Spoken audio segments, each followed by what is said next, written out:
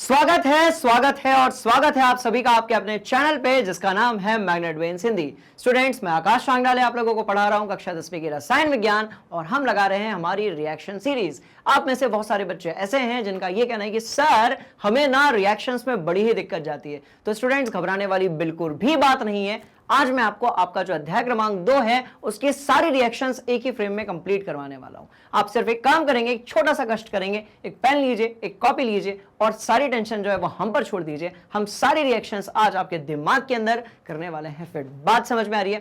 तो जैसा कि आप जानते हो कि इस चैप्टर में हमें 3 कैरेक्टर्स के बारे में पढ़ना है। एक अम्ल है, दूसरा क्षारक है और तीसरा वो है जिसके बिना हमारा काम नहीं चल पाता, यानी कि लवण।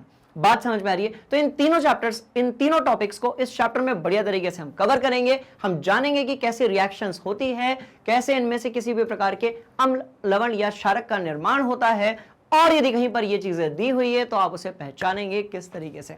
बात समझ में आ रही है? तो ध्यान से देखिएगा, इन अभिक्रियाओं को करने के लिए सबसे पहले आपको अम्लों को, क्षारकों को और लवणों को समझने की जरूरत होगी। तो एक काम करते हैं, याद करने से अच्छा है कि हम डिजाइन ही कर लेते हैं।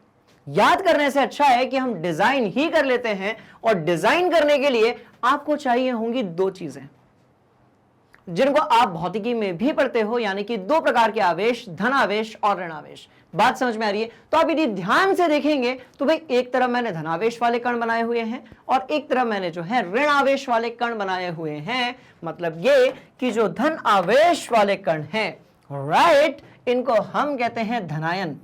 हम क्या कहते हैं? तो ये होता है आपका धनायन, राइट। और जो ऋण आवेश वाले कण हैं वो क्या होंगे? तो वो होंगे आपके ऋण आयन।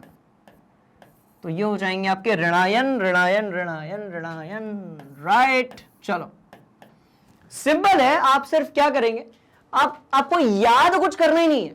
आपको कोई भी चीज याद नहीं करनी है, आपको कोई भी रिएक्शन याद नहीं करनी है। सिर्फ मेरी बात 5 मिनट तक ध्यान से सुनेगा हर एक स्टूडेंट। बात समझ में आ रही है? इंटरेस्टिंग कहानी यह है कि अब जो मैं आपको पढ़ाने वाला हूं इसको आप क्लास 11th 12th और जो भी जिन्हें भी रिएक्शंस में दिक्कत जाती है, जिन्हें भी अम्ल, क्षारक और लवण को पहचानने में दिक्कत जाती है, आप उनके साथ शेयर कर सकते हो।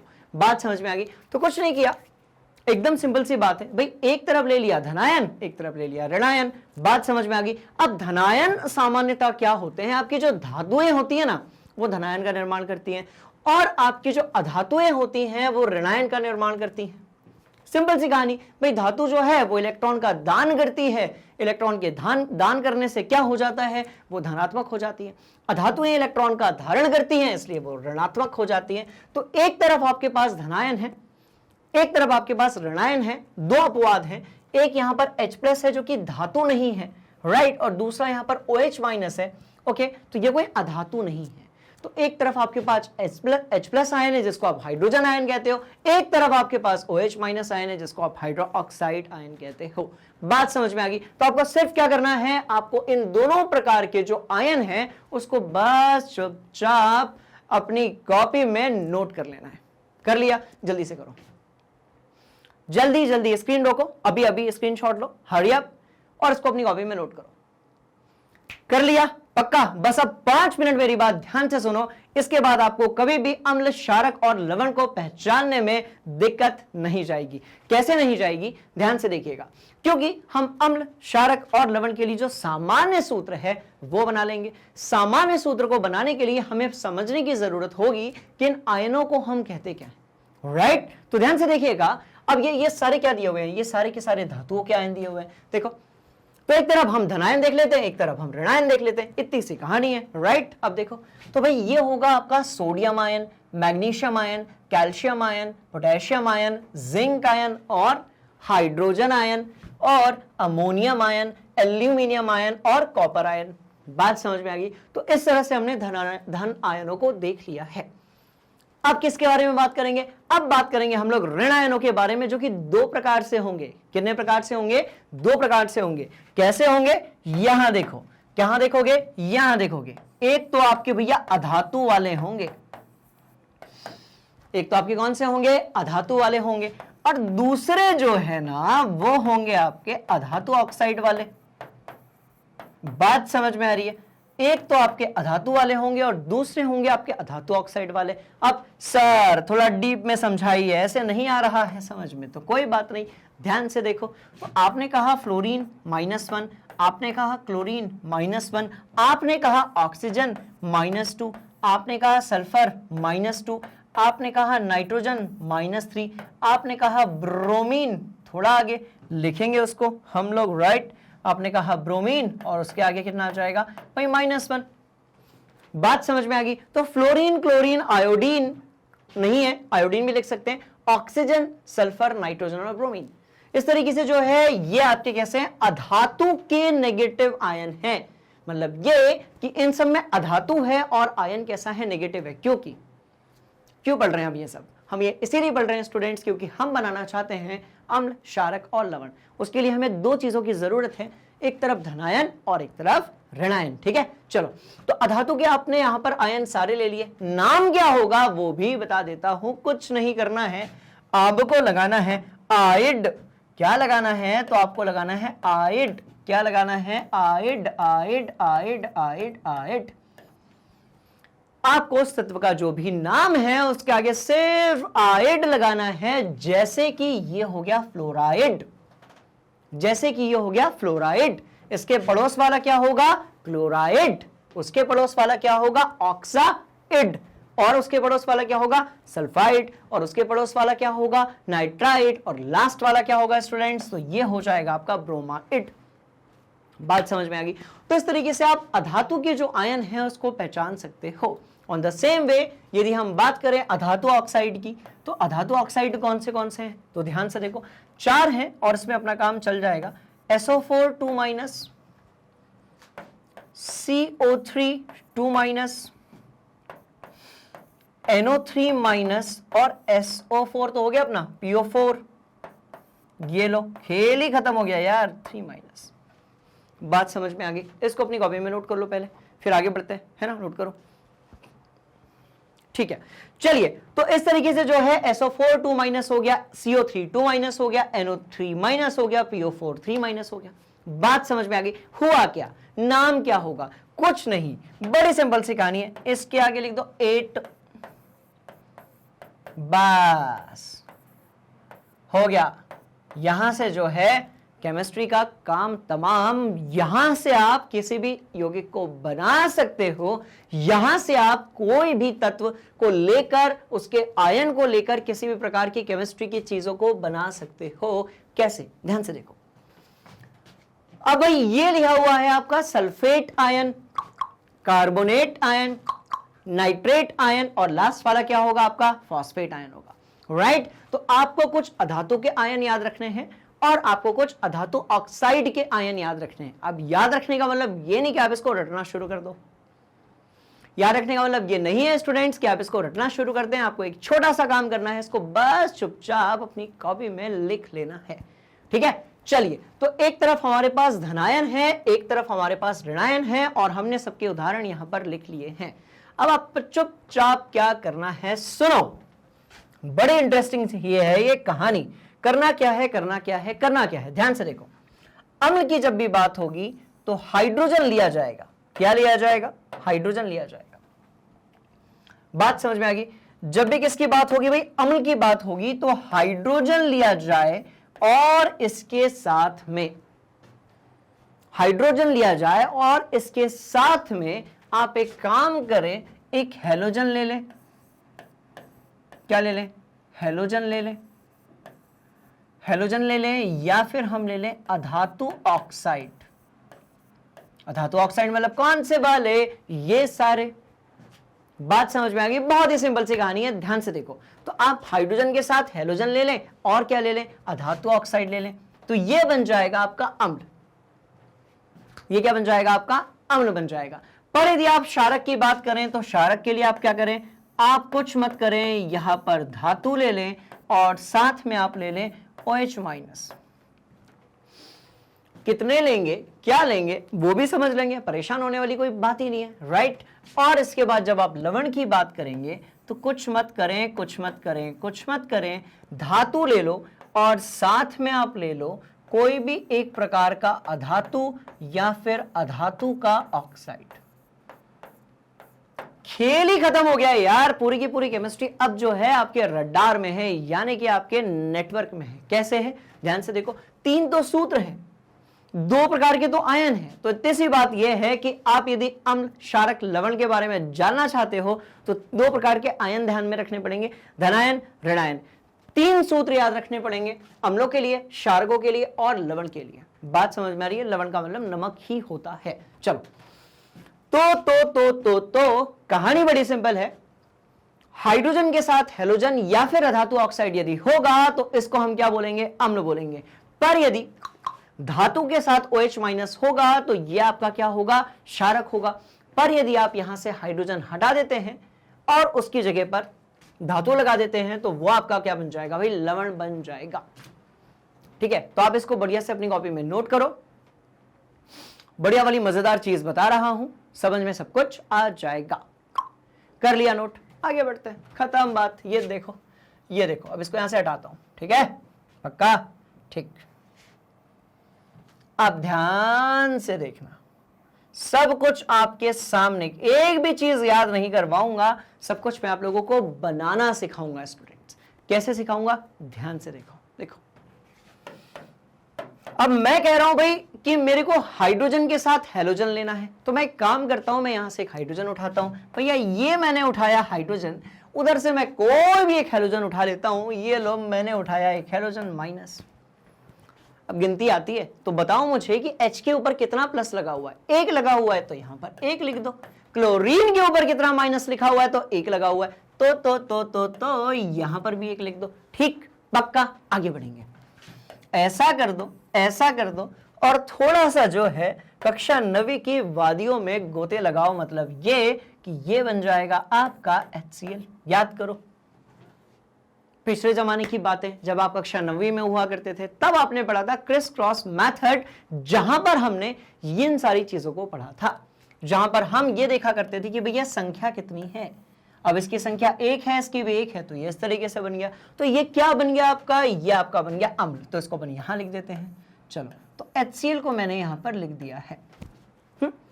नाम क्या होगा? तो इसका नाम होगा हाइड्रोक्लोरिक एसिड। हाइड्रोक्लोरिक एसिड, कुछ नहीं करना है, उसके ऊपर का जो वो संख्या है ना उसको देखना है। किसे देखना है? जो संख्या बनी हुई है उसको देखने की जरूरत है। मतलब यदि यहां पर 1 है तो 1 लिख दो, 1 है तो 1 लिख दो, क्रिस क्रॉस कर दो और आपस में दोनों का खेल कर दो। बात समझ में आ गई? एक उदाहरण और लेंगे। चलो देखो भाई, ये रहा हाइड्रोजन, ये रहा ब्रोमीन। अब इसके ऊपर भी है प्लस और इसके ऊपर है माइनस। यहां पर आएगा 1 और यहां पर भी आएगा 1, और हो गया है दोनों के बीच में खेला, और ये हो जाएगा HBr, जिसको हम लोग क्या बोलेंगे स्टूडेंट्स? इसको हम बोलेंगे हाइड्रोब्रोमिक एसिड। क्या बोलेंगे? Hydrobromic acid. इसको भी लिख दो पड़ोस में। चलो, ये लो HBr। तो इस तरीके से जो है हाइड्रोजन और हेलोजन को जोड़कर हमने बना दिए है कौन सी चीज? अम्ल। अब आते हैं हाइड्रोजन और अधातु ऑक्साइड पर। किस पर आएंगे? हाइड्रोजन और अधातु ऑक्साइड पर। इसको मिटा दूं? पक्का समझ में आ गया? ठीक। कोई यदि डाउट होगा ना तो कमेंट बॉक्स में अटक देना। ठीक है, चलो ठीक है। और यदि कुछ भी समझ में नहीं आ रहा होगा तो उसको भी कमेंट बॉक्स में लिख देना। कोई भी परेशानी दी है उसको आप कमेंट बॉक्स में लिख दीजिए, बिल्कुल मत घबराइए, मैं सारी तैयारी बढ़िया से करवाऊंगा। ठीक, चलो अब ये वाला तो बना लिया हम लोगों ने। अब एक काम करते हैं भाई, हाइड्रोजन के साथ अधातु ऑक्साइड लेते हैं। कैसे लेंगे? तो भैया ये रहा हाइड्रोजन, इसके ऊपर प्लस है, कोई भी एक अधातु ऑक्साइड ले लो, अभी लिखवाया था। सल्फेट ले लेते हैं। चलो, SO4 2 माइनस, SO4 2 माइनस। अब बताओ मुझे, यहां पर लिखा है कितना भाई? यहां पर लिखा है 1, यहां पर कितना लिखा है? 2, यहां पर है ऐसा और यहां पर है ऐसा। इधर पर है 1, यहां पर है 2। ध्यान से देखिएगा, हाइड्रोजन के नीचे यहां ऊपर 1 था तो नीचे 1 लिख दिया मैंने। मेरे को सिर्फ गिनती आती है, थोड़ी सी ABCD आती है, और उससे जो है मैं अम्ल, क्षारक और लवण के किसी भी प्रारूप को बना सकता हूं। ध्यान से देखिए, तो 1 था तो 1 लिख दिया, 2 था तो 2 लिख दिया, और क्या कर दिया? क्रिस क्रॉस कर दिया। क्रिस क्रॉस करने से क्या हुआ? ये हो गया जितना यहां पर है, यानी कि H2SO4, दैट्स ऑल। और क्या बना? क्या बना, कौन सी चीज बनी? तो स्टूडेंट्स हमें मिल गया सल्फ्यूरिक अम्ल, यानी कि किंग ऑफ केमिकल, यानी कि सल्फ्यूरिक एसिड। तो सिंपल सी कहानी है कि आप यदि क्या लेते हैं, हाइड्रोजन लेते हैं और उसके साथ आप यदि अधातु का ऑक्साइड लेते हो, हाइड्रोजन के साथ यदि आप अधातु का ऑक्साइड लेते हो, तो आपको कौन सी चीज मिलती है? आपको मिलता है एक प्रकार का अम्ल। इसको भी यहां पर लिख देते हैं, क्या कहते हो? तो इसको भी यहां पर लिख दिया गया H2SO4। ठीक है, एक और करेंगे, क्या कहते हैं? हाँ चलो ये लो, एक और करेंगे। समझ में आ गई कहानी? सिंपल है कहानी।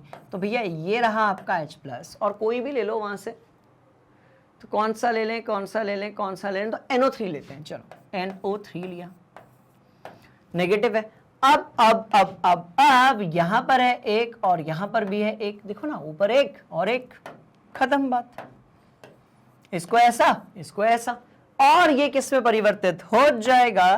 तो ये हो जाएगा HNO3 में। तो ये किस में परिवर्तित हो जाएगा? तो स्टूडेंट्स ये परिवर्तित हो जाएगा HNO3 में, और ये बन गया आपका नाइट्रिक एसिड। सल्फेट आयन लिया था तो सल्फ्यूरिक एसिड, फॉस्फेट आयन लेंगे तो फॉस्फोरिक एसिड, और अभी नाइट्रेट आयन लिया है इसलिए नाइट्रेट आयन लिया है, नाइट्रेट आयन लिया है इसलिए ये बन जाएगा नाइट्रिक एसिड। बात समझ में आ गई? बस यही कहानी जो है वो आपको दिमाग में रखनी है, और ये बन गया आपका HNO3 यानी कि नाइट्रिक अम्ल। खत्म बात, खेल ही खत्म हो गया इसका। तो इस तरीके से आज के बाद आप किसी भी प्रकार के अम्ल को डिजाइन कर सकते हो, और आप ये बता सकते हो कि उस सूत्र के हिसाब से इन दो आयनों के कारण मिलने से किस तरीके से निर्माण होता है अम्ल का। किसका निर्माण होता है? तो भाई अम्ल यानी कि एसिड का। Got it? सिंपल सी कहानी थी जो मुझे आप लोगों को सुनना थी। इसको हटा दूं पक्का? चलो ये लो। तो ये क्या बन गया, क्या बन गया, क्या बन गया? तो ये अम्ल बन गया। ठीक है, देख लो एक बार, कोई डाउट है पूछ लो। पक्का, आसान, सिंपल। अब देखो, अब किसकी तरफ चलेंगे भाई? अब थोड़ा सा जो है ना क्षारक के बारे में बात कर लेते हैं, यानी कि बेसिस के बारे में। अब ये क्या होता है? तो इसकी भी सिंपल सी कहानी है, धातु के साथ OH रहेगा। धातु के साथ कौन सी चीज रहेगी? OH- यदि रहेगा तो वो क्षारक बन जाएगा। ठीक है, क्या फर्क पड़ता है? एक धातु ले लो यार, Na ले लो, चलो वहां से क्या फर्क पड़ता है? OH- ले लो, कोई फर्क पड़ता है क्या? नहीं पड़ता। Na के ऊपर कितना लिखा हुआ है? एक। OH के ऊपर कितना लिखा हुआ है? एक, है ना? ये +1 है, वो -1 है, ये एक हो गया, ये भी एक हो गया, इसका इधर, इसका इधर, लो खेल ही खत्म हो गया। ये लो, ये लो, ये लो, ये लो, खुश रहो, ये लो, ये लो, ये लो, ये लो, ये लो, ये लो, ये लो। क्या मिला? NaOH। क्या मिला स्टूडेंट्स? तो ये मिला आपको NaOH, राइट? इसको यहां पर लिख दो। तो ये मिला हमें NaOH। नाम भी तो होगा ना कुछ? बिल्कुल नाम होगा, और इसका नाम क्या होगा? Sodium hydroxide. इसका नाम क्या होगा? Sodium hydroxide. इंटरेस्टिंग बात यह है कि इस पूरे चैप्टर में जितनी भी रिएक्शंस हैं, राइट, उसमें यही तीनों चीजें हैं, और यहीं से आते हैं बहुत सारे क्वेश्चंस। ठीक है, चलो। तो ये कौन सी चीज मिली? तो स्टूडेंट्स ये हमको मिल गया सोडियम हाइड्रोक्साइड, जिसमें हमने एक तरफ धातु ली थी और दूसरी तरफ हमने हाइड्रोक्साइड आयन लिया था। तो एक चीज तो क्लियर हो गई कि जब आप अम्ल की बात करोगे तो H रहेगा, जब आप हाइड्रोक्साइड यानी कि क्षारक की बात करोगे तो OH- रहेगा, राइट? सिंपल सी कहानी है। चलो इसको और आगे लेकर चलते हैं। लाइव होता ना तो इसमें तो मजा ही आ जाता, आज गर्दा ही उड़ा देते बिल्कुल, राइट? चलो भैया बता दो, कोई भी एक धातु का लिख रहा है, धातु, कोई भी एक धातु बता दो वहां से, कोई भी। Calcium, right? चलो ये रहा कैल्शियम, ये रहा OH-, और कहानी में ट्विस्ट है, यहां पर रहा 2, यहां पर रहा 1, और इसके बाद होगा खेल शुरू। ये लो, ये लो। कितने कैल्शियम? 1। कितने हाइड्रोक्साइड? 2। यही तो थी कहानी जो मुझे आप लोगों को सुनानी, राइट? चलो भैया, इस तरीके से ये जो है खेल पूरा हो गया, राइट? और ये क्या बन गया? तो ये बन गया आपका कैल्शियम हाइड्रोक्साइड। क्या बन गया स्टूडेंट्स? Calcium hydroxide. ठीक है, ध्यान से देखो, कैल्शियम का उल्टा उल्टा हो जाएगा, जितना कैल्शियम है उतने हाइड्रोक्साइड, जितने हाइड्रोक्साइड है उतने कैल्शियम, राइट? तो ये बन गया कैल्शियम हाइड्रोक्साइड। इसको भी जो है चुपचाप यहां पर लिख दो। तो ये बन गया कैल्शियम हाइड्रोक्साइड, जिसको हम लोग क्या बोलते हैं, चूने का पानी, जिसको हम लोग क्या बोलते हैं, चूने का पानी। ठीक है, एक और लेंगे, कौन सा लेंगे, कोई भी ले लेते हैं, क्या फर्क पड़ता है। चलो तो एक काम करते हैं, सोडियम ले लिया, कैल्शियम ले लिया, चलते हैं एल्यूमिनियम की तरफ। बहुत देर से तड़प रहा है, उसको काउंट ही नहीं किया गया है, तो एल्यूमिनियम की तरफ चलते हैं और उसको लेते हैं। ठीक है, चलो बुरा मान जाएगा नहीं तो इसको हटा दिया यहां से, ये चलो बात किसकी होगी, बात होगी एल्यूमिनियम की, है ना। चलिए तो स्टूडेंट्स यहां पर लिखा हुआ है एल्यूमिनियम, ये है आपका 3+, यहां पर लिखा हुआ है OH और ये है आपका माइनस। कहानी सिंपल है, 3 प्रकार के यौगिक हैं, 2 प्रकार के आयन हैं और एक टाइप का खेल है किसके बीच में, आयनों के बीच में। यदि आपने वो सीख डाला, खेल खत्म, राइट। चलिए तो यहां पर लिख दो 3, यहां पर लिख दो 1, एंड ट्रस्ट मी कि जब ये पूरा कंप्लीट होगा, इसके बाद सारे जो क्वेश्चंस है वो आपको एवं ही बन जाएंगे। बात समझ में आ रही है, तो कितना हो जाएगा, सिंपल सी कहानी है भैया, यहां पर आ जाएगा A और यहां पर आ जाएगा OH और यहां पर आ जाएगा 3, और 3 काहे आया, क्योंकि आपका एल्यूमिनियम जो है वो 3 आबंध बनाता है, सिंपल सी कहानी। तो उसको भी यहां पर लिख दो कि ये होगा हमारा AlOH और यहां पर कितना हो जाएगा, तो भैया 3 हो जाएगा। अब कछु नाम तो होगा इसका, और क्या नाम होगा, एल्यूमिनियम हाइड्रोक्साइड। तो यहां पर होगा सोडियम हाइड्रोक्साइड, यहां पर होगा कैल्शियम हाइड्रोक्साइड, और ये क्या होगा आपका एल्यूमिनियम हाइड्रोक्साइड। That's all. आगे बात समझ में, सिंपल सी कहानी थी, राइट। नोट किया जाए। अब क्योंकि स्टूडेंट्स ये हमारी रिएक्शन सीरीज है, ये कॉन्सेप्ट वीडियो नहीं है, इसलिए मैं थोड़ा सा इसको फास्ट पढ़ा रहा हूं ताकि हमें क्वेश्चंस भी तो करने हैं, है ना। चलो तो हमारे जो क्षारक हैं वो पूरे हो चुके हैं। अब चलते हैं धातु की तरफ, अधातु की तरफ और अधातु के ऑक्साइड की तरफ, यानी कि अब चलते हैं हम लोग नमक की तरफ या लवण की तरफ। ठीक है, अब ध्यान से देखिएगा, यहां पर क्या होगा वही होगा जो मंजूर है आकाश सर होगा। बात समझ में आ गई, कैसे होगा, ध्यान से देखो। एक धातु लेनी है, कौन सी ले, कोई भी ले लो, कोई भी ले लो, घर की बात है। ये लो सोडियम लिया, प्लस है।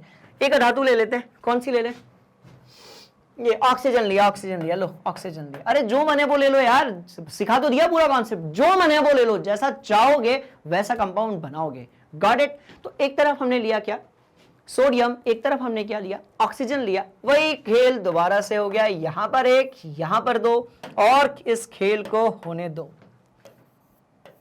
ये लो, और इस खेल को होने दो, और ये जो है आगे बन जाएगा कुछ इस तरीके से। देखो सोडियम के कितने होंगे, तो 2 होंगे, ऑक्सीजन के कितने होंगे, तो 1 होगा। ठीक है, और ये हो जाएगा आपका Na2O। तो जिसे आप सोडियम ऑक्साइड कहते हो, बेसिकली वो एक प्रकार का क्या है, तो भाई लवण है, वो एक प्रकार का क्या है, तो आपका लवण है। चलिए तो इसको भी हम यहां पर लिख देते हैं, ये लो Na2O। कहानी को थोड़ा सा और आगे लेकर चलते हैं, है ना। तो इस तरीके से आप कोई भी नमक, कोई भी लवण बना सकते हो। हम चलते हैं अपने फेवरेट कैरेक्टर की तरफ। एक तरफ है सोडियम, एक तरफ है क्लोरीन, और यहां पर लिखा हुआ है 1 और यहां पर भी लिखा हुआ है 1। कैसे पता चला भैया 1 और 1, तो यहां पर 1 और 1 11 नहीं होते, यहां पर 1 और 1 जो है वो 2 ही होते हैं स्टूडेंट्स। बात समझ में आ रही है। तो इधर भी 1, इधर भी 1, और ये बन गया आपका NaCl। तो ये क्या बन गया, तो ये बन गया आपका NaCl। भैया एक एक चीज को मैंने डायरेक्टली सिखा दिया है। तो ये क्या बन गया आपका NaCl, और ये होगा एक प्रकार का लवण। ये क्या होगा, तो ये होगा आपका एक प्रकार का लवण। बात समझ में आ गई, सिंपल सी कहानी है, इसको भी नोट किया जाए। चलो एक और बनाते हैं, एक और बनाते हैं, है ना, बनाएंगे पक्का। चलो एक और बनाते हैं। अब बात हो रही है किसकी, कोई भी एक उठा लो, क्या फर्क पड़ता है, कोई भी एक उठा लो। ये अमोनियम उठा लो, लंबा चौड़ा दिख रहा है ना, इसको उठा लो। चलो इसको जगह से उठवा लिया अपन ने, ठीक है। और ये NH4 माइनस हो गया, और यहां कहीं पर Cl माइनस हो गया। भैया यहां पर 1 है, यहां पर भी 1 है। खेल हो जाएगा इस तरीके से शुरू, और 1 मिनट में ये खेल जो है ये हो जाएगा खत्म। और ये क्या बन जाएगा, ये बन जाएगा आपका अमोनियम क्लोराइड। तो ये क्या बन जाएगा स्टूडेंट्स, ये बन जाएगा NH4Cl। ये बन जाएगा आपका NH4Cl, यानी कि अमोनियम क्लोराइड। बात समझ में आ गई। तो इस तरीके से जो है बड़ा ही आसान था इस प्रकार के आपके जो लवण होते हैं, अम्ल होते हैं और क्षारक होते हैं उसको बनाना। कोई स्टूडेंट सडनली, क्योंकि बहुत सारे बच्चे ऐसे आगे बढ़ाकर वीडियोस देखते हैं, राइट, तो बेटा यदि आप इसको आगे बढ़ाकर देख रहे हो तो ऐसा मत करो, स्टार्टिंग ऑनवर्ड्स देखो, एक एक कॉन्सेप्ट दिमाग के अंदर फिट हो जाएगा। दोबारा कभी जब तक ये चैप्टर आपको पढ़ना होगा, रटने की आपको जरूरत पड़ने वाली नहीं है। बात समझ में आ गई? चलिए भाई और आगे बढ़ते हैं, एक और बना लेते हैं। क्या बनाएंगे अब? सब कुछ तो समझ में आ ही रहा है यार, क्या बनाएंगे? चलो बनाते हैं कुछ। बता दो, चलो कौन सा उठाऊं उधर से? कैल्शियम उठा लूं? ये लो कैल्शियम उठाया, और उधर से कैल्शियम नहीं लिया था, कैल्शियम 2+। वहां से क्या उठा लूं? कार्बोनेट उठा लूं? ये लो कार्बोनेट उठा लिया, ठीक है। 2-, अरे सिंपल सी कहानी है, यहां पर दो, यहां पर दो, ऐसा ऐसा। अब स्टूडेंट्स एक चीज याद रखनी है कि यदि एक समान अंक है, 2-2, तो पूरा लिखने की जरूरत नहीं है, आप 1 ही लिखें। मतलब पूरा आपको Ca2 CO3 ट्वाइस ये लिखने की जरूरत नहीं है, आप इसको सीधे जो है CaCO3 एक एक काउंट करें। 2-2 लिखा है तो उसको एक एक ही लिखें हम, और इसको भी अपन यहां पर लिख देते हैं CaCO3। बात समझ में आ गई? सिंपल सी ये कहानी थी जिसको हमने बढ़िया तरीके से कर लिया है। 1 मिनट देख लो बढ़िया से,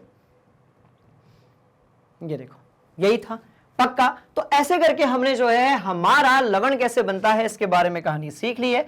चलिए तो अब क्योंकि हमने ये कहानी सीख ली है, इसलिए हम आपको लेकर चलते हैं एक अनोखी दुनिया में, जहां पर हम बात करने वाले हैं किसके बारे में? बहुत सारी रिएक्शंस के बारे में।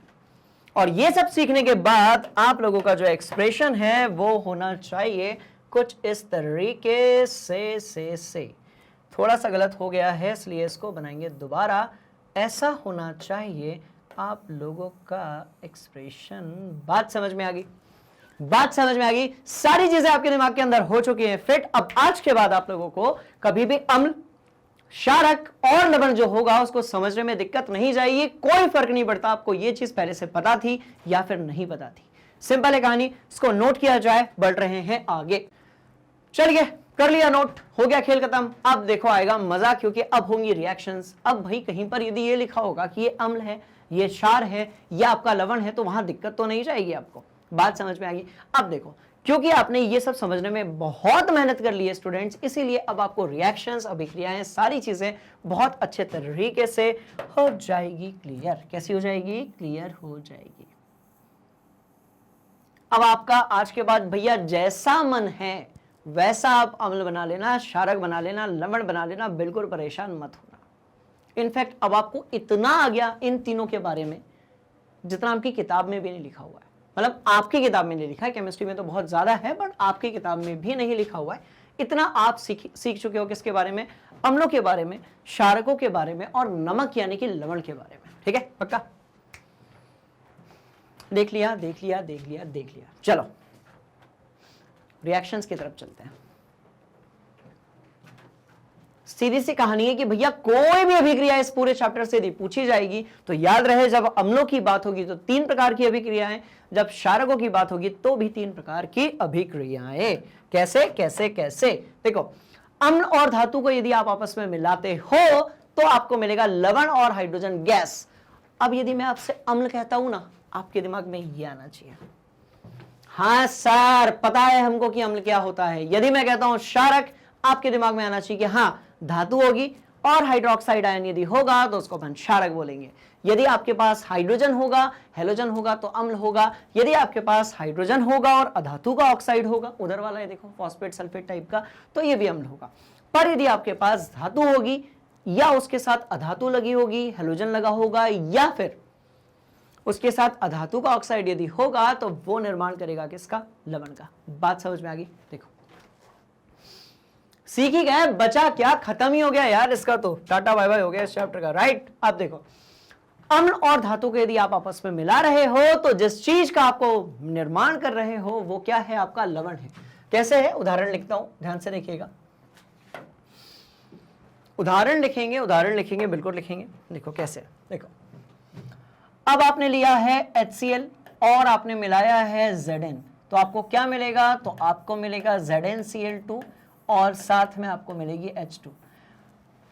भैया अभिक्रियाएं जो हैं उसका आप बैलेंस आप कर लीजिएगा, संतुलित आप कर लीजिएगा। बहुत आसान है, हालांकि यहां से 2 से मल्टीप्लाई करूंगा तो हो जाएगा, पर ये भी मैंने आपको सिखाया है पहले अध्याय में, ठीक है। चलो, अम्ल और धातु कार्बोनेट या धातु बाइकार्बोनेट यदि हम लेंगे तो हमें लवण मिलेगा, कार्बन डाइऑक्साइड मिलेगा, और क्या मिलेगा, और जो है हाइड्रोजन गैस और H2O मिलेगा, ठीक है। तो एक काम करते हैं, HCl लेते हैं।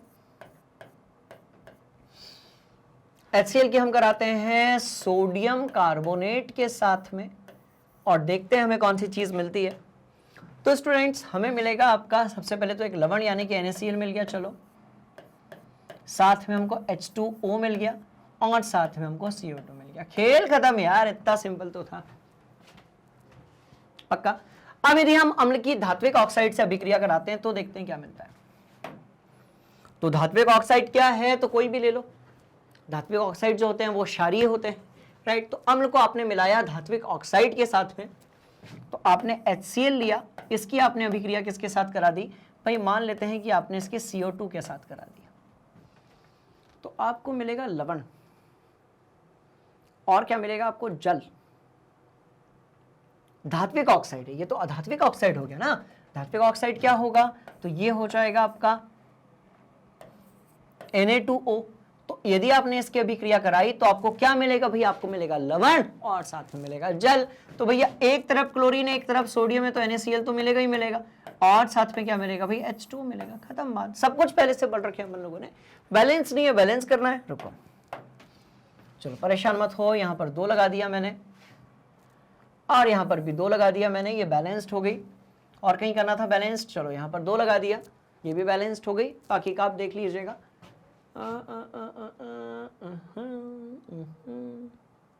CO3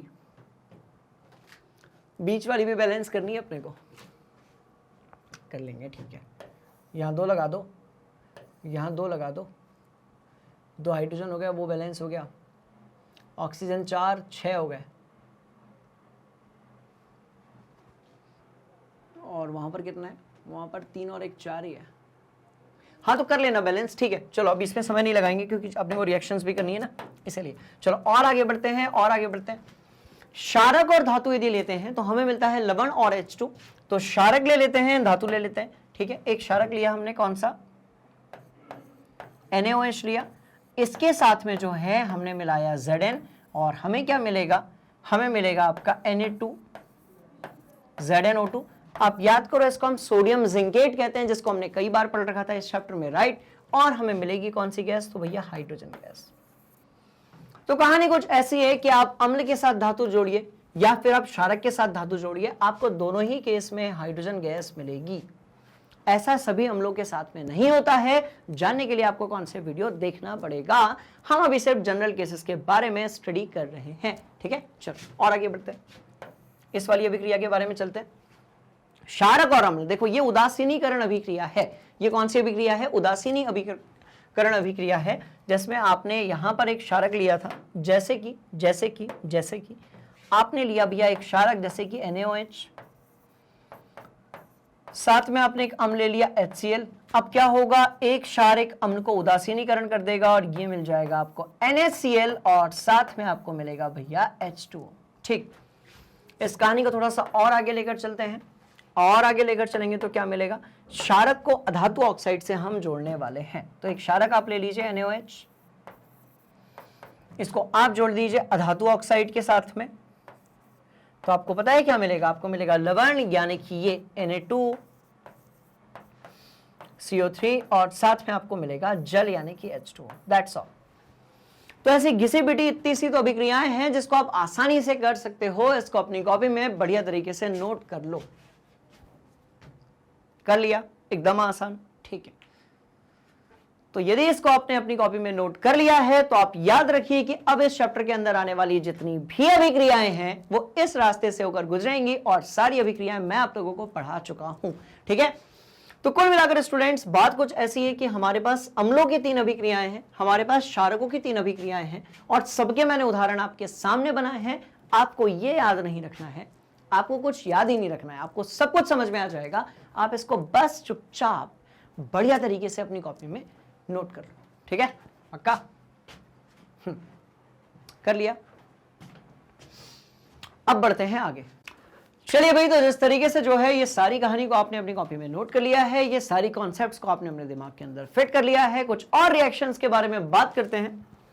और जैसा कि आप जानते हो कि जब इस अध्याय के बारे में हमने बातें की थी तो कुछ एक ऐसे यौगिक थे, कुछ एक ऐसे लवण थे जिनको हमने इस चैप्टर में बनाना सीखा था और उनसे रिलेटेड जो अभिक्रियाएं हैं उसके बारे में हमने बात की थी। तो कुल मिलाकर 4 ऐसे लवण थे जिसको इस चैप्टर में हमने कवर किया था, जिसमें से पहला कौन सा था भाई, आपका ब्लीचिंग पाउडर था।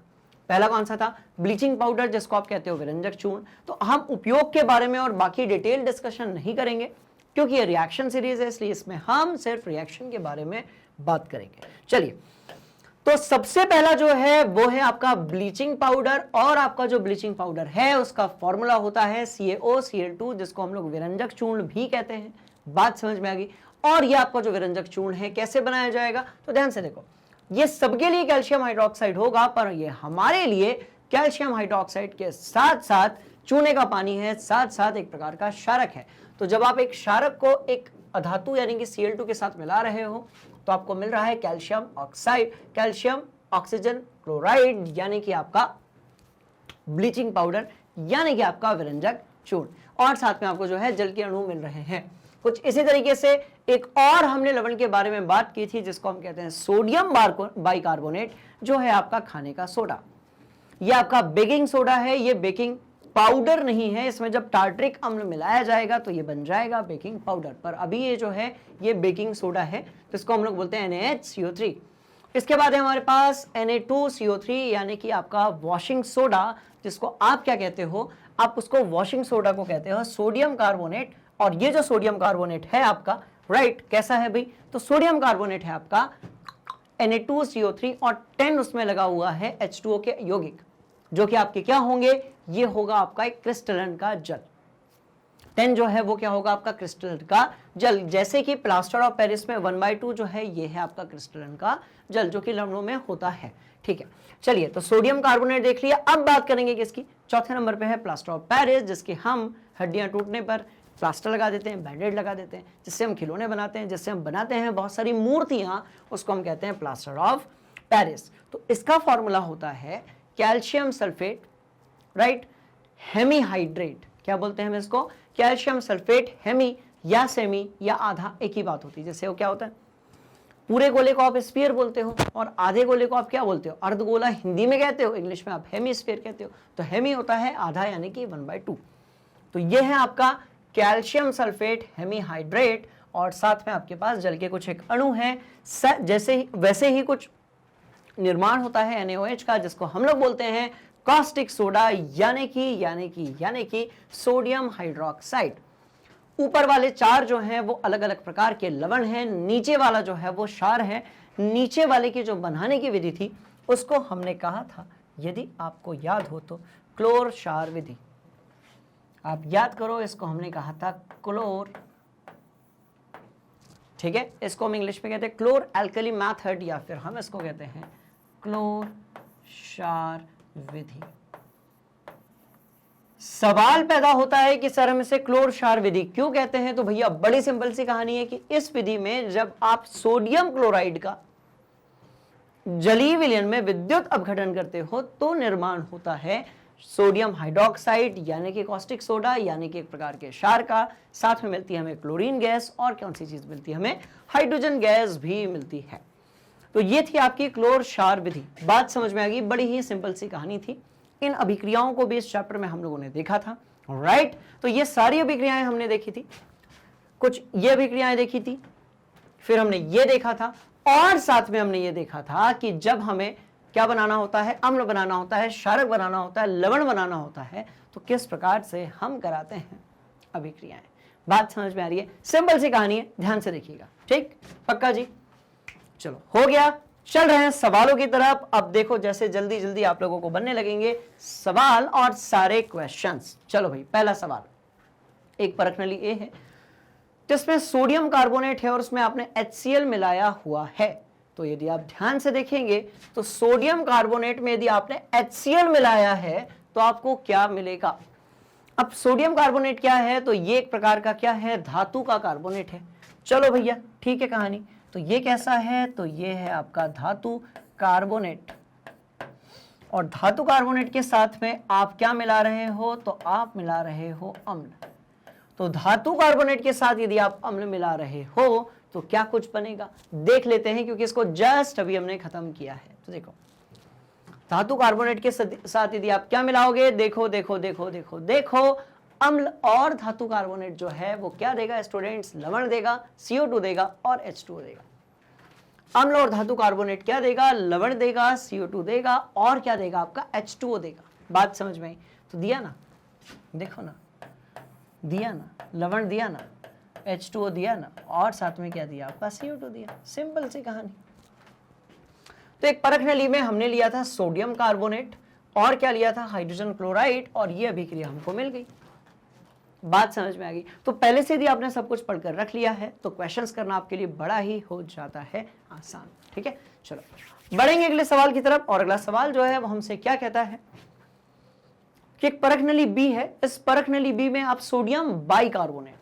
देखो, ये जो NaH होता है ये होता है आपका सोडियम बाइकार्बोनेट। तो ये फिर से आपका अधातु का बाइकार्बोनेट है, हाइड्रोजन कार्बोनेट है। इसको हम सोडियम बाइकार्बोनेट या सोडियम हाइड्रोजन कार्बोनेट भी कहते हैं। तो सोडियम बाइकार्बोनेट या आपका सोडियम हाइड्रोजन कार्बोनेट जब मिलेगा किसके साथ में, HCl के साथ में मिलेगा, तो आपको क्या मिलेगा भाई, आपको मिलेगा एक लवण, आपको मिलेगा लवण, साथ में आपको जो है किस चीज का अणु मिलेगा भाई, जल का अणु मिलेगा। साथ में आपको क्या मिलेगा, तो आपको मिलेगा स्टूडेंट CO2 यानी कि कार्बन डाइऑक्साइड गैस। और यह अभिक्रिया आपको तब मिलेगी जब आप क्या करोगे, आप धातु लोगे और उसका बाइकार्बोनेट लोगे। धातु का आपने क्या लिया और उसके साथ आप क्या करोगे, अम्ल की अभिक्रिया कराओगे। तो ये सारी आपको जो है आपके उत्पाद मिल जाएंगे। बात समझ में आ गई? बड़ी आसान कहानी थी। चल रहे हैं अगले सवाल की तरफ। तो देखो, तो इंटरेस्टिंग बात पता है क्या है कि जितनी चीजों को अभी हमने पढ़ लिया ना, बस यहीं से पूछे जाते हैं सभी सवाल। कहां से? यहां से। ये लो, या तो यहां से, राइट, या तो यहां से। तो 5-6 रिएक्शंस यहां पर हैं, कितनी है, 6 रिएक्शंस यहां पर हैं, 6 रिएक्शंस यहां पर है। और ये 12 रिएक्शंस को आपको याद करने की जरूरत नहीं है। ये सारी की सारी 12 रिएक्शंस मैं प्रैक्टिस के थ्रू आपके दिमाग में सेट कर दूंगा। बात समझ में आ गई? चलो यहां पर आते हैं, चल रहे हैं अगले सवाल की तरफ। बात हो रही कि भैया निम्न अभिक्रिया को समझाइए, ये कौन सी अभिक्रिया है, इस अभिक्रिया का नाम क्या है। तो ध्यान से देखो, ये आपकी सोडियम क्या है, सोडियम बाइकार्बोनेट है। तो स्टूडेंट्स ये कौन सी चीज है, ये बेटा आपकी सोडियम बाइकार्बोनेट है। सोडियम बाइकार्बोनेट को जब आप क्या करोगे, गर्म करोगे, तो वो बन जाएगा सोडियम कार्बोनेट, राइट, शुष्क सोडियम कार्बोनेट। यह आपका कपड़े धोने का सोडा नहीं है।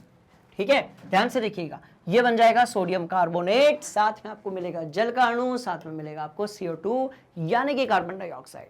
और यदि आप धावन सोडा को गर्म करते हो, देखो भैया CO2 जो है, ठीक है, Na2CO3 जो है ये सोडियम कार्बोनेट है, ये क्या है आपका सोडियम कार्बोनेट। पर यदि आप बात करोगे Na2CO3.10H2O की, यदि आप बात करोगे किसकी, Na2CO3 की, तो ये आपका सोडियम कार्बोनेट है। मैं लिख नहीं रहा हूं, बता रहा हूं, ये आपका सोडियम कार्बोनेट है। और नीचे वाला जो है ये आपका सोडियम कार्बोनेट का क्रिस्टल है, जिसको हम लोग बोलते हैं धावन सोडा। तो नीचे वाला जो है ये आपका कपड़े धोने का सोडा है। तो जो नीचे वाला है वो है कपड़े धोने का सोडा। क्या बात समझ में आ गई? तो जो नीचे वाला है स्टूडेंट्स ये है आपका कपड़े धोने का सोडा, ऊपर वाला जो है वो सिर्फ है आपका सोडियम कार्बोनेट, सोडियम कार्बोनेट। तो ऊपर वाला सोडियम कार्बोनेट है, नीचे वाला जो है वो आपका सोडियम कार्बोनेट का क्रिस्टल है, जिसको आप लोग बोलते हो कपड़े धोने का सोडा। बात समझ में आ गई? भयंकर ही आसान और सिंपल थी ये कहानी, नोट कर लो। तो इसको गर्म करने पर आपको मिलेगा सोडियम कार्बोनेट, वाटर और CO2। इसको गर्म करने पर आपको मिलेगा सोडियम कार्बोनेट और साथ में आपको क्या मिलेगा, 10H2O। अच्छा, इसका रंग भी बदल जाएगा, ये रंगहीन होता है, उसका एक रंग होता है। बात समझ में आ गई? नोट किया जाए, बहुत ही सिंपल था, है ना। तो रिएक्शन की रिएक्शन, साथ में आपका जो चैप्टर है उसका रिवीजन भी, ठीक है। उत्पादित CO2 गैस को चूने के पानी से प्रवाहित करने पर आपने क्या अवलोकन किया? यदि कहीं पर CO2 गैस बन रही है और आप इसको यदि चूने के पानी में डाल रहे हो, कुछ इस तरीके से, ध्यान से देखो, मान लेते हैं कि हमारे पास इसमें भरा हुआ है चूने का पानी और हमारे पास एक बीकर है या हमारे पास एक टेस्ट ट्यूब है जो कि बंद है, उसके अंदर भरी हुई है आपकी CO2 गैस। तो यदि आप CO2 गैस को इस चूने के पानी के अंदर डालोगे तो पता है क्या होगा? ये दुधिया हो जाएगा। क्यों हो जाएगा? देखो, इसको यहां रख देते हैं, राइट। यदि हम CO2 गैस को चूने के पानी में डालेंगे, चूने का पानी क्या होगा? तो चूने का पानी होता है आपका ये CaOH2। CaOH2 जो है स्टूडेंट्स, ये होता है आपका चूने का पानी, जिसको हम लोग बोलते हैं बुझा हुआ चूना, यानी कि लाइम वाटर, यानी कि स्लैग लाइम, ठीक है। चूने के पानी में आप यदि CO2 गैस डालते हो तो आपको मिलता है CaCO3, जिसको हम लोग बोलते हैं कैल्शियम कार्बोनेट, जिसको हम लोग क्या बोलते हैं? हम लोग बोलते हैं कैल्शियम कार्बोनेट। तो चूने के पानी को CO2 से यदि हम अभिक्रिया कराएंगे स्टूडेंट्स तो हमको मिलेगा श्वेत अवक्षेप, जिसको हम बोलेंगे कैल्शियम कार्बोनेट। ये सूत्र चूने के पत्थर का भी होता है, यही सूत्र आपका जो है संगमरमर का भी होता है, राइट। और आपको मिलेंगे जल के अणु। आपको कौन सी चीज मिलेगी? जल के अणु, ठीक है। अत्यधिक मात्रा में CO2 प्रवाहित करने पर निम्न अभिक्रिया होगी। क्या यह अभिक्रिया हमारे पास है? तो नहीं, कोई बात नहीं। तो अत्यधिक मात्रा में यदि आप CO2 प्रवाहित करोगे तो कौन सी अभिक्रिया होगी? आप मुझे कमेंट बॉक्स में बताना। बात समझ में आएगी? सिंपल सी अभिक्रिया है, कई बार मैं करा चुका हूं, अभी मैं वापस से इसको नहीं लिख रहा हूं, पर बड़ी आसान अभिक्रिया है, कई बार हमने उस अभिक्रिया को किया हुआ है, ठीक। चलिए, तो उत्पादित गैस को CO2 गैस को यदि आप चूने के पानी में डालेंगे तो रिएक्शन होगी और उससे मिलेगा आपको कैल्शियम कार्बोनेट और साथ में जल। इंटरेस्टिंग बात पता है क्या है? यह अभिक्रिया ना कई बार पूछ ली जाती है क्योंकि यह है बड़ी ही इंपॉर्टेंट अभिक्रिया।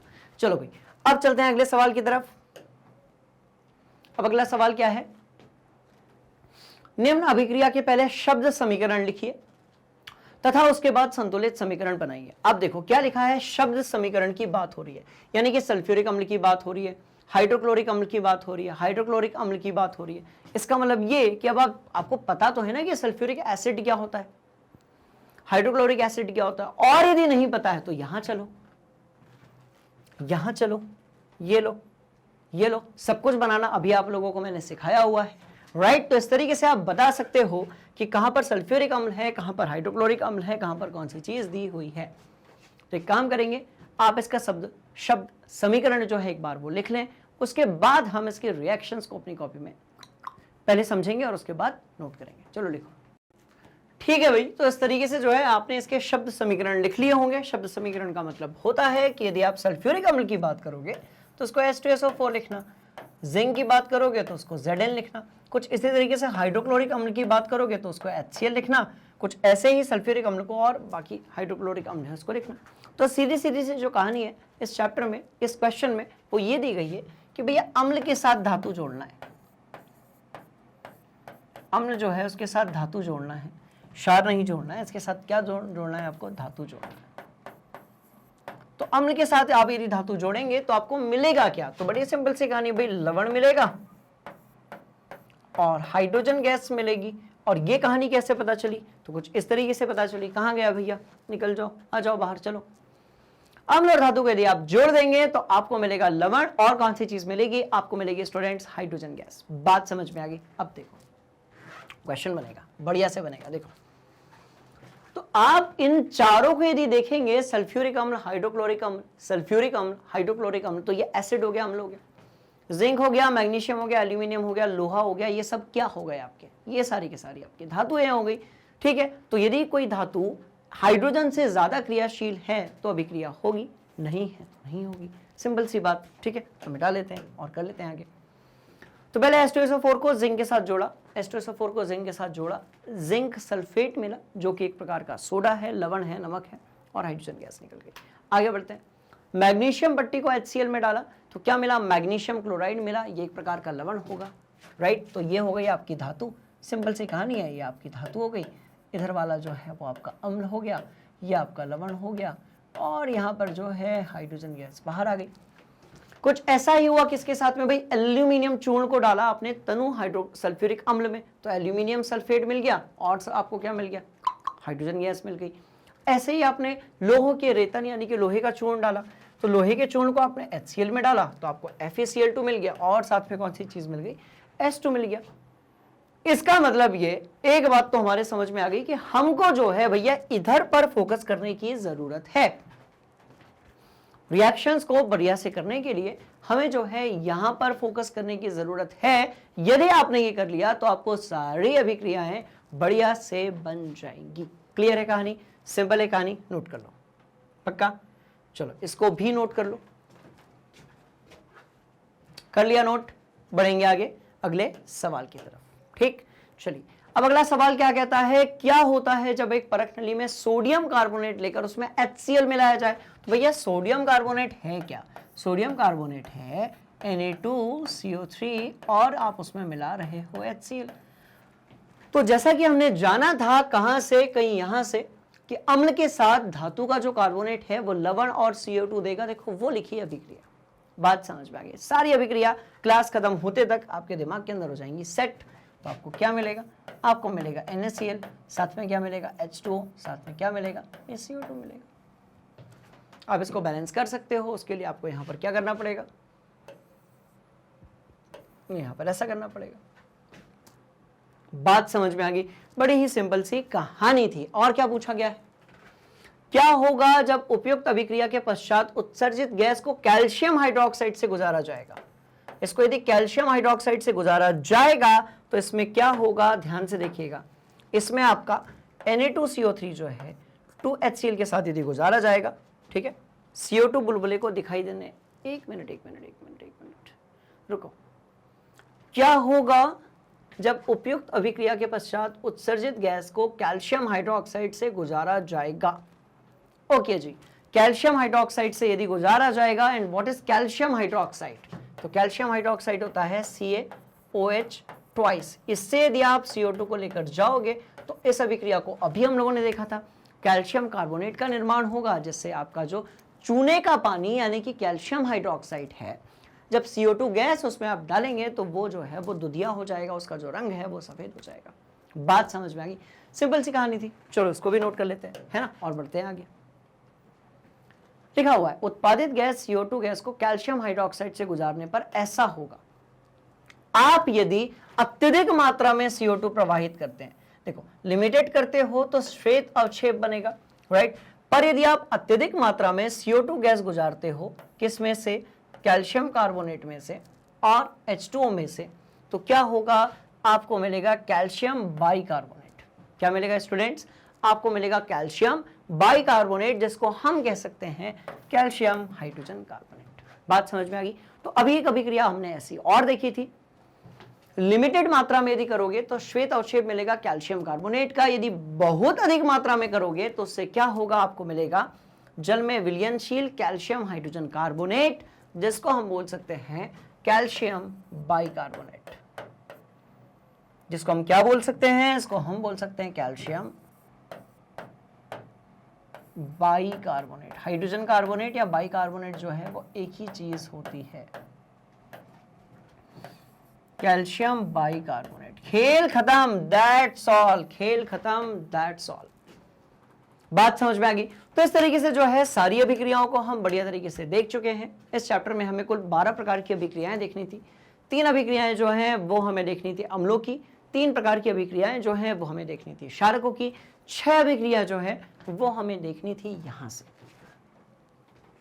जिसमें हम बात कर रहे थे अलग अलग प्रकार के जो हमारे लवण होते हैं, यानी कि विरंजक चूर्ण, sodium hydrogen carbonate, sodium bicarbonate, sodium carbonate, plaster of Paris और आपका जो है NaOH यानी कि आपका कॉस्टिक सोडा।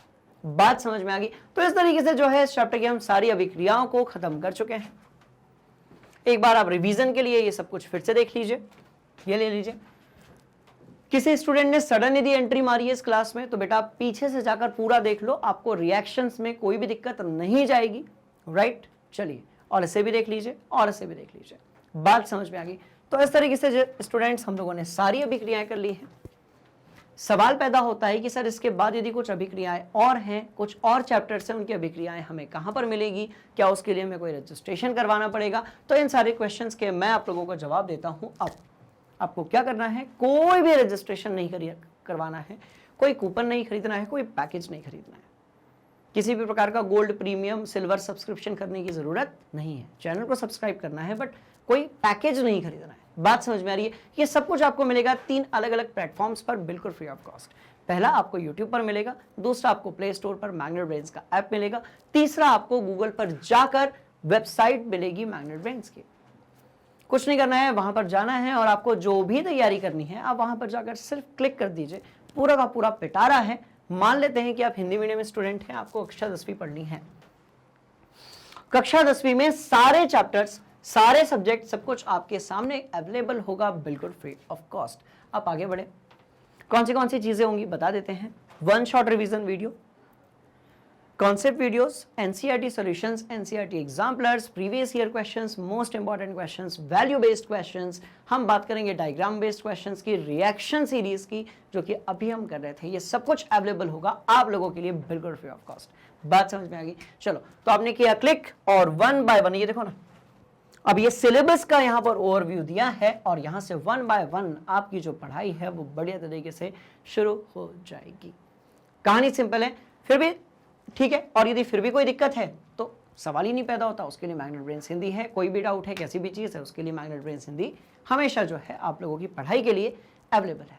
ठीक है स्टूडेंट्स, अब मैं आपसे मिलता हूँ अगली कक्षा में अगले चैप्टर की रिएक्शन सीरीज के साथ में। तब तक के लिए आप मैग्नेट ब्रेन्स हिंदी को लाइक कीजिए, शेयर कीजिए और सब्सक्राइब कीजिए। मिलते हैं अगली क्लास में। Thank you so much. जय हिंद।